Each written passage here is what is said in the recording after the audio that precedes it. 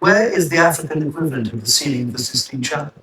Where is the Australian Aboriginal equivalent of the works of J.S. Bach?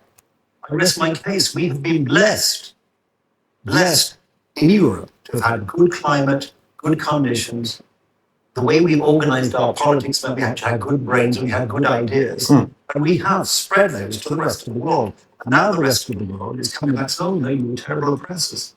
But in actual fact, the average man or woman on the street in Africa doesn't think like that. It's the leaders, the people who are themselves stealing the wealth of their own countries, are using Western guilt against us. I mean, the choice is yours about how you want to tear this apart. It's absolutely grotesque, obviously. That's kind of pathetic, frankly. I mean, first of all, to be fair, this does appear to be very clipped and edited, so I'm not sure what this man said in the full interview. But if this clip is representative of what he said and what he believes, and if it accurately sums up his position, okay, this man is an anachronism. It's like you opened up a time capsule from 1870 or something. But I mean, this is the usual thing they do, taking collective credit for individual achievement, exaggerating the brilliance of that achievement, while completely ignoring the collective criminality of the society in which that individual achievement occurred. This is what they always do. Also, of course, he's taking advantage of the fact that he knows that his society has successfully suppressed any information, any recognition, or any knowledge of the achievements of non-European civilizations. So when he asks, for example, for an African equivalent of the Sistine Chapel, he knows that his audience already thinks that no one else on earth has ever accomplished anything except for Europeans.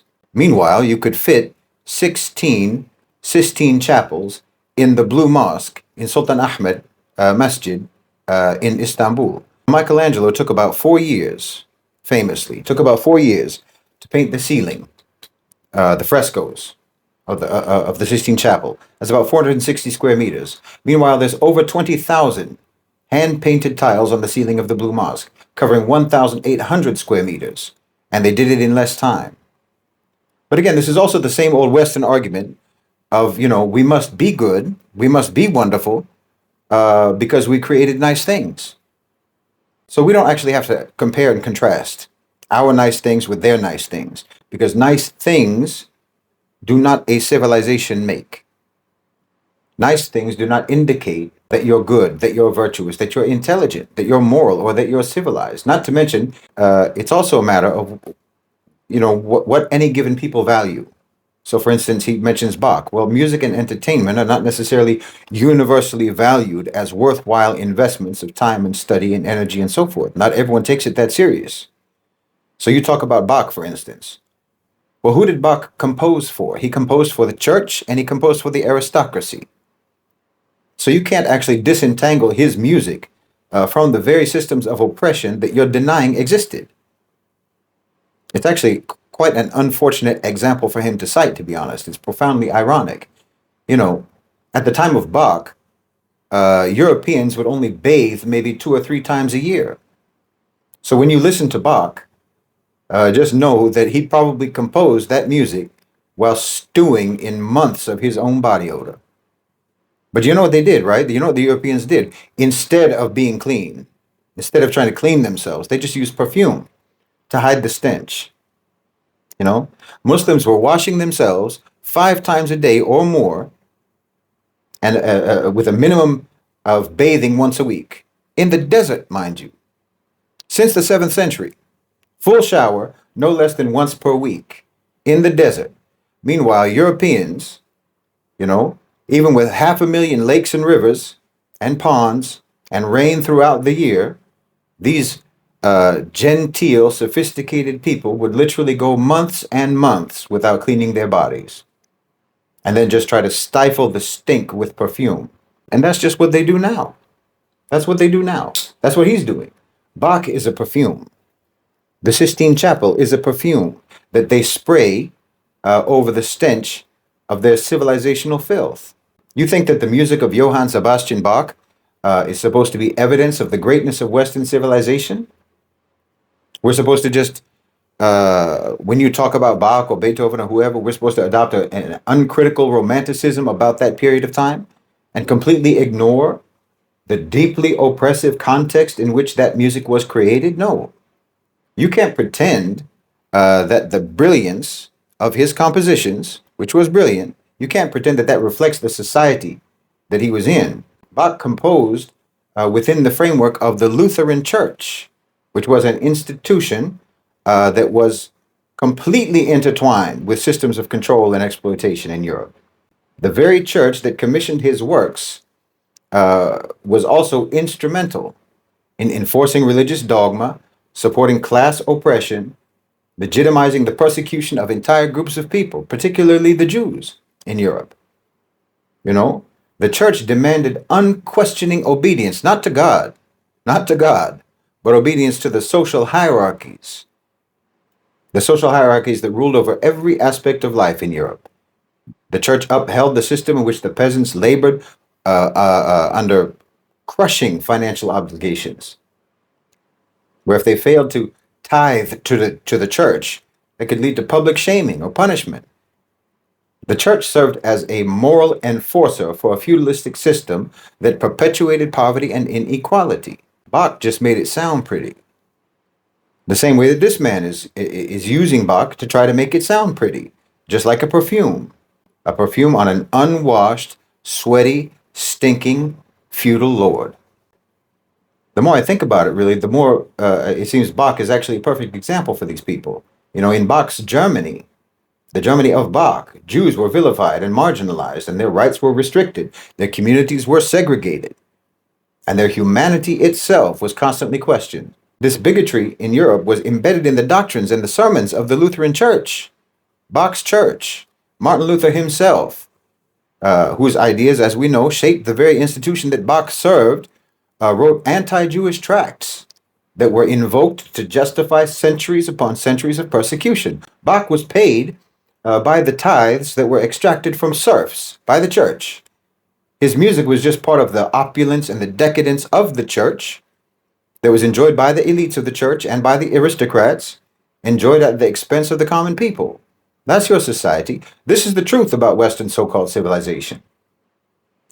All of its cultural achievements, you know, as extraordinary as they make them sound, all of their cultural achievements are always intertwined with their systems of oppression. Anything that they can point to in terms of their material achievements, they're always made possible by means of mass misery and suffering. I mean, he talks about Africa and the Aboriginal people of Australia.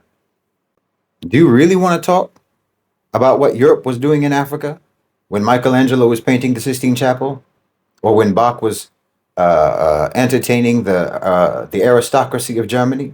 You really want to talk about what they were doing? Rape, pillage, mass murder, torture, and slavery. That's what you were doing. That's what you were doing with all of your good brains and all of your good ideas. Stealing everyone's resources to take them back to your allegedly blessed good climate of Europe. I mean, who ever described Europe as having a good climate and good conditions? Good Lord, does he think everyone is stupid? I mean, in the Middle Ages, only about 10% of Europe's land was even arable. And by the 1600s, they'd only increased it by about 10 to 20% that they could farm. It's cold and wet half of the year. You have scant natural resources compared to all of the countries that you invaded, all of the countries that you stole from, which is why you did that in the first place, because you don't have anything. And you treated each other in Europe so bad that whoever could run away to America did so. I mean, when the Americans back in the day, the original, founding fathers, so-called, when they talked about freedom and independence, who were they talking about freedom from who? Freedom from who? Independence from who? They were escaping all of those good brains and all those good ideas, you with your well-organized politics and so on, because it was abject tyranny and oppression. You drove your own people to flee from you. That's why America exists. Not even Bach or Beethoven made them change their minds. They wanted to get as far away from you as they could. And how are you going to talk about what Africa doesn't have when you either destroyed it or you stole it, anything that they did have? And you made yourselves wealthy and comfortable in Europe by doing that. The Kingdom of Benin, You destroyed the great city walls of Benin, the royal palace. You looted and you pillaged. And the same in Mali, the same in Zimbabwe, on and on. You destroy everyone else's stuff and then brag about being the only one who has stuff. I mean, I don't know anything about the Aboriginals of Australia, to be honest. But I know that you treated them like animals. That much I know. And you think that because you had Bach and Michelangelo, you were entitled to do that? Is that what you're saying? Is that your thinking? You think that any artistic or scientific or technological accomplishment that the West does that gives you some kind of a line of credit in savagery and inhumanity? As long as you make a pretty picture, you can treat people however you want? And whenever they say things like, we spread our ideas or we spread our values around the world, all I see in my mind is a cloud of locusts. Yes, you spread. You spread like a pestilence. Honestly, it really does amaze me that people like this guy even exist today in 2024. That there's still people who think like this and speak like this in public. It's astonishing. There's too much to say about it, really. I mean, talking about African leaders stealing from their own people, right? Using Western guilt, he says, against Europe. France takes $500 billion every year from Africa directly into their treasury. Western predatory multinationals pursue extractive industries in Africa, taking at least $50 billion every year. Debt payments to Western lenders are around $20 billion every year. Everybody knows who's stealing from who. You want to ask about the African equivalent of Michelangelo? Well, where's the African equivalent of King Leopold? Where's the African equivalent of Hitler? Because he was your son too. Where's the African equivalent of the British East India Company? Where are the African colonizers? Where's the African equivalent of Harry Truman, who wiped out 250,000 people in a matter of seconds? Where's the African equivalent of that maniac, Winston Churchill, or the genocidal fanatic, Teddy Roosevelt, or George W. Bush, or Joe Biden? I mean, the continuity of your crimes is stunning. You're absolutely consistent from your history until today, from 500 years ago to 0500 this morning. You're just the same. But alhamdulillah, the world is changing around you. The world is changing. You don't change, but the world is changing. Yeah, okay, maybe there is corruption in some African leadership. Sure. But you know why? We all know what will happen. We all know what you would do to them if they weren't corrupt. We know what you did to Lumumba. We know what you did to Sankara. We know what you'd do right now, if you could, to Ibrahim Traore in Burkina Faso. And we pray for his safety from you. We all know it isn't safe for any African leader, for any leader in the global south, or for any leader in the Muslim world to be a man of integrity. We know it's not safe. The last thing that you want is for any leader to come to power in Africa who actually cares about his people. Look at how you tell on yourselves. You tell on your own selves, You're calling your own collaborators corrupt. Your own collaborators in Africa, you call them corrupt because you know that anyone who lets you do what you do in Africa can't be anything but corrupt. Those are your friends. Because you know that the moment any genuine leaders emerge, like in Mali, Burkina Faso, Niger, Senegal, and so on, when leaders like this emerge across the continent, leaders who serve their own people instead of serve you, leaders who practice what you call radical resource nationalism, meaning they have the audacity to think that their country's natural resources actually belong to them and don't belong to you. Well, you know that when those types of leaders emerge across the continent, then the jig is up. You know, when that happens, your centuries-long pillage and plunder of Africa will come to an end. And you'll be so bankrupt that you'll sell the Sistine Chapel on eBay. Imagine the delusional state of these people. That's why I said it's pathetic. It's truly pathetic. The absolutely bizarre alternative reality bubble that you've constructed for yourselves. You lied about yourselves. You lied about who you are so much that I don't think you even know anymore. And then you'll kill anyone who can expose you. If your so-called civilization were a person, the West would be the talented Mr. Ripley. Just a psychopathic fraud, an imposter, who wants what everyone else has and who takes it by murder, and then he pretends that he's independently wealthy. Don't you grasp the fact that you cannot gaslight the world anymore? I mean, you already couldn't, to be honest. You already couldn't. The jig was already up. The game was already over. But now with Gaza, everyone can see who you really are. That rabid attack dog of yours, Israel, that you told everyone was a poodle. People in the Muslim world, people in the global south, they don't see any of you, any of the Western leaders. Not Macron, not Biden, not Schultz, not Starmer, not Trudeau. All we see is Netanyahu. We only just see Netanyahu's face when we look at any of you with blood dripping from his mouth. You're all Netanyahu, and Netanyahu is all of you. And it's the same with this guy in the video. I don't actually even know who this person is, but I don't have to know who he is. He's just a colonizer, imperialist, terrorist, apologist. And frankly, I love the fact that these types of people are now reduced to just talking with each other, you know? The Douglas Murrays, the Jordan Petersons, the John Andersons, you know, the Sam Harrises and so forth. All these neo-colonialist, Western supremacists. All they can do now is just skulk onto each other's podcasts, huddle with each other around their microphones, talking about how wonderful the West really is and how terribly everyone has misunderstood them.